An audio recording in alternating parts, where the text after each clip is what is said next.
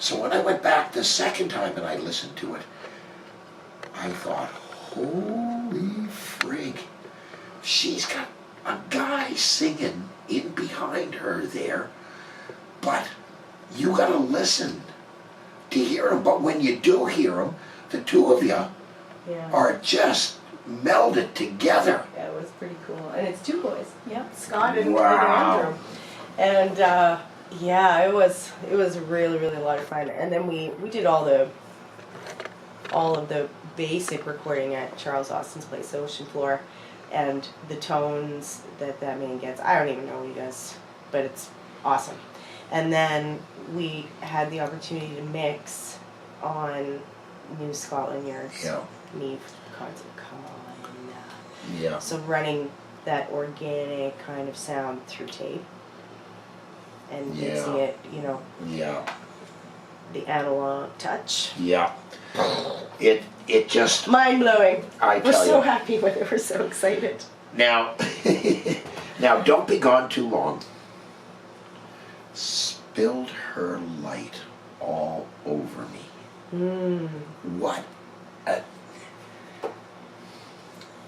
That's an amazing lyric. Okay.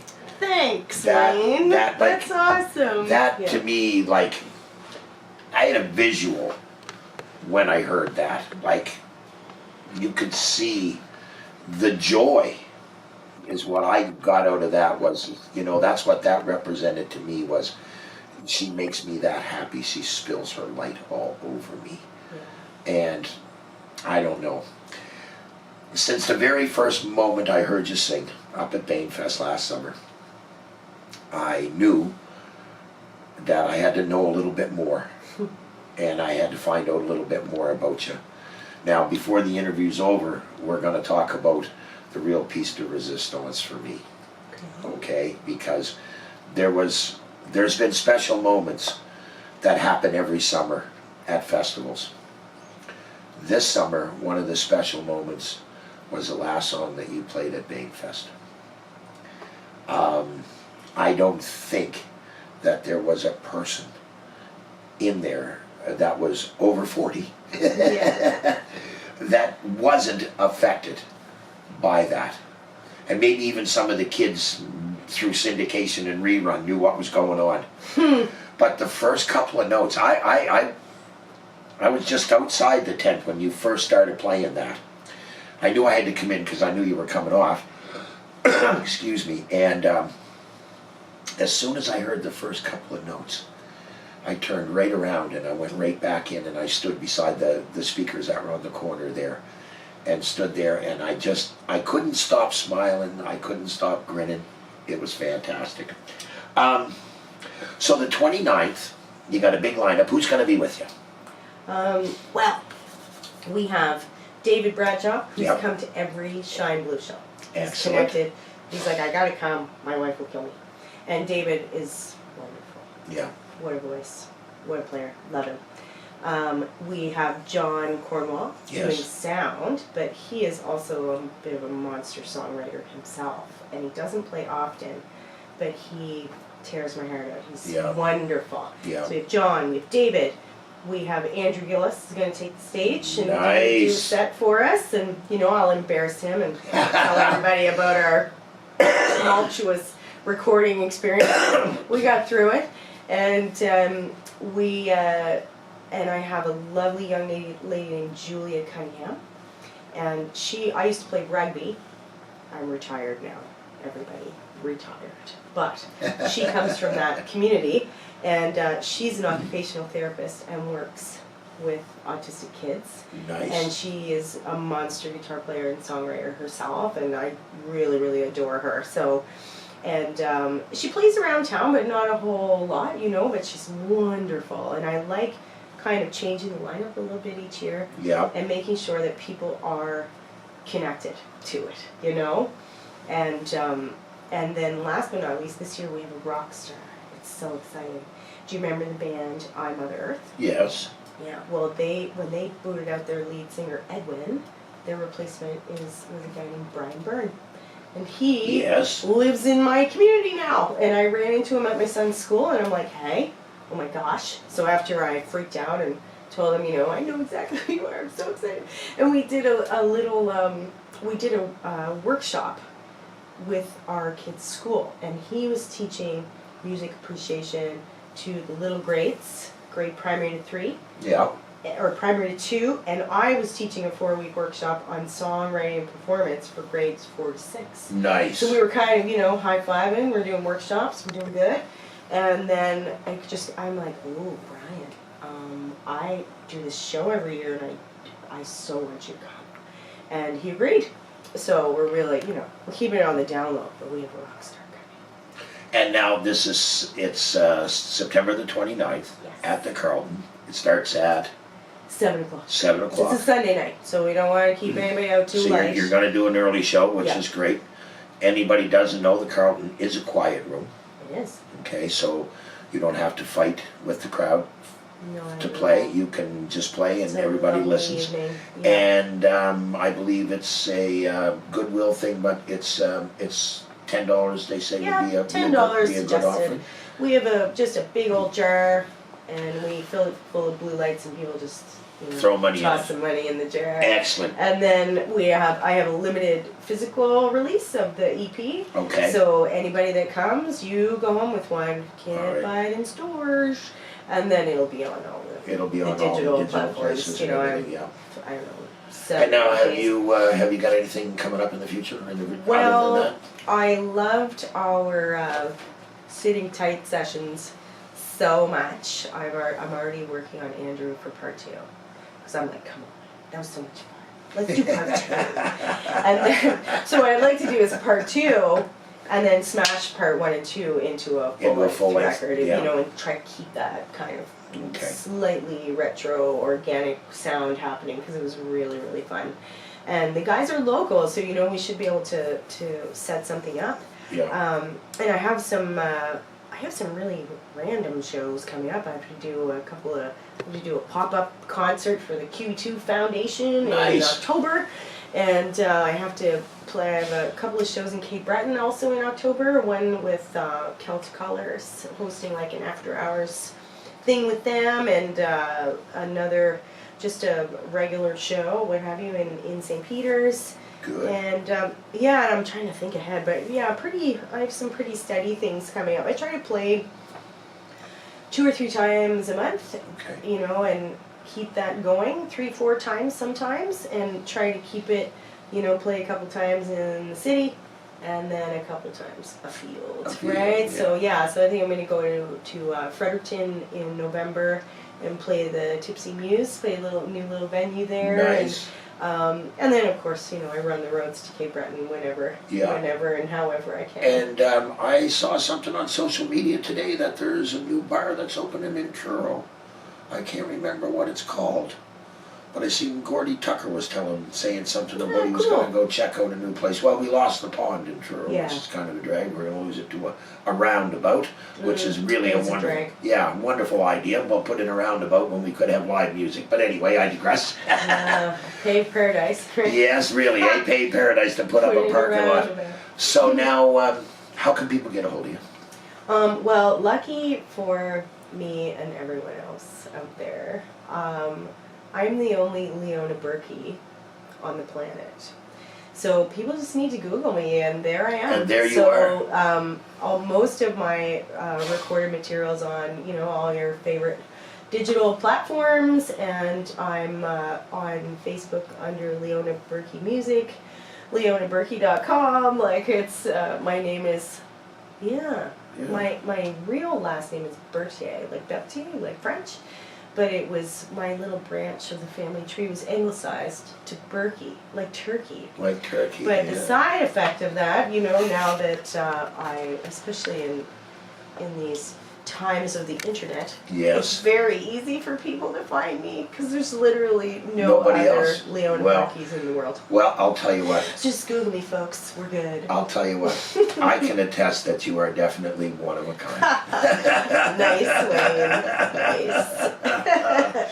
What a pleasure. Yeah, what a great time talking with you. Thank you so much I for feel like stopping we could in. go for days. I think we probably Well, we could, could. yeah. We Let's can do a always part play 2. another song. Yeah, we could always, but before we do that, You know, again, I really want to thank you for stopping in. Ladies and gentlemen, if you can get out on the 29th to the Carlton, please do. If you get an opportunity at any point in time to get out to see this lady, do yourself a major, major favor and give yourself a big, big treat and go see this lady, because she is excellent. She puts on a fantastic show.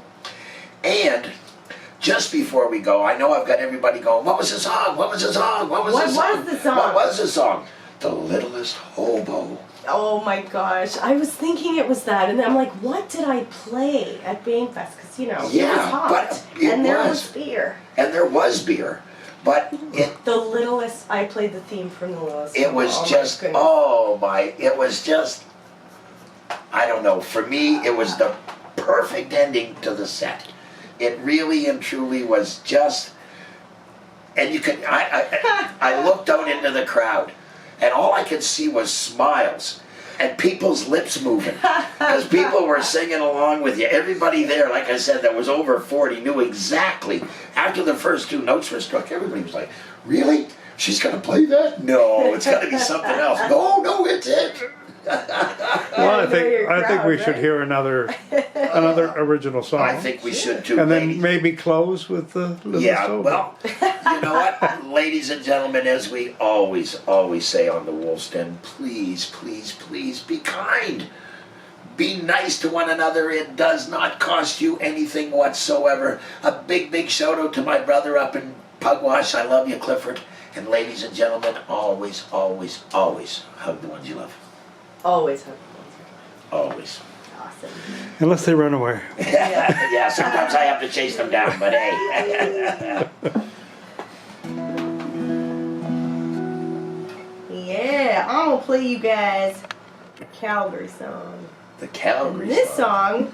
song, I'm not a big song contest type, but there was a, it might be again this year. I don't know if it goes on every year, but it was just kind of on a whim, and I entered this song into the Canadian Songwriting The Contest. song, yeah. And then I'm like, holy jeez, you know, there was a couple of local types that had done the same. I'm like, holy frig boys, maybe we'll win a gift card, $200. There you go. Fame and fortune. Fame and fortune. But and then I was kind of watching, and they were like, oh, you know, good job, Leora, you made it to semifinals. What? And then, ooh, good job, Leora, you made it to the finals. I'm like, oh my god, like I did not see it coming. And then this song finished with honorable mention in the, I think it was the folk category, whatever category it was, and it was 2017, and it's not like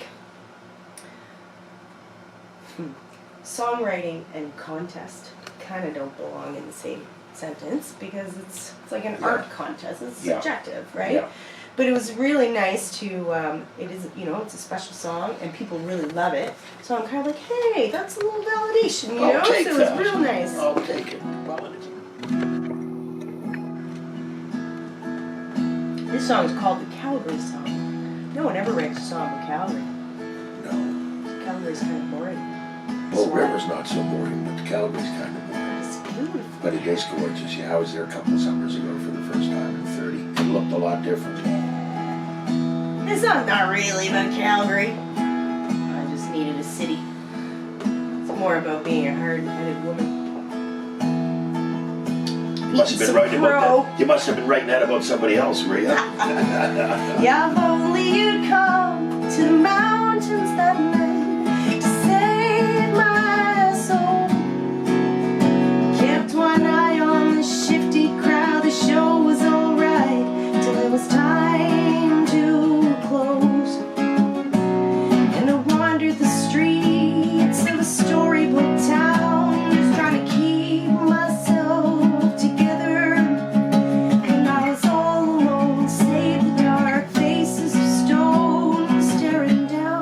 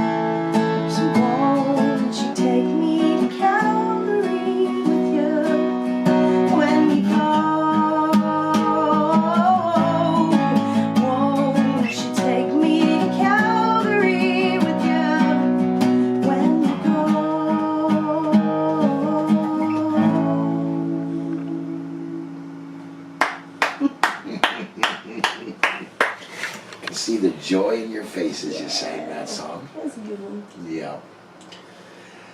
Have you ever heard of a lady by the name of Tara Spencer? Yes. I'm a huge fan of that young lady. Her album, her new CD, well, her only CD, Somebody Else's Lives. I've known Tara for many years. I was really good friends with her aunt. Well, with a couple of her aunts, actually, and her grandfather. And when she sent me a copy of her CD, I had to call her. I said, "Oh my God, Tara." And she said, "I know what you're thinking." She said, "Did you read the title of the CD?" I said, "I'm so glad that I did. Because there's songs on there about cheating husbands and stuff, and I know Andrew, right? And there's there's not a prayer that Andrew is going to be cheating on Tara. But when I hear you, I just think I'd love to see what the two of you came up with, right? Interesting. Because I'm going to take you up on that. You I'm should. very familiar with Well, her you work. know And what? I don't know Tara. I don't think I've ever met her. Well, but listen, I'm a I would big be fan. more than happy to introduce you to her. I love what she's doing. Would not bother me at all. I think you Love guys what would you're be doing, great. Tara. Yeah, no, I think she's an amazing lady. And the fact that she's a funeral director and You know, it's funny. She lived on the Kemp Shore, and there was a funeral parlor in Kemp Shore, and Tara was probably one of the only people around that could play the organ, coming from a musical background. So she used to play the organ at church and then she'd do it at funerals. And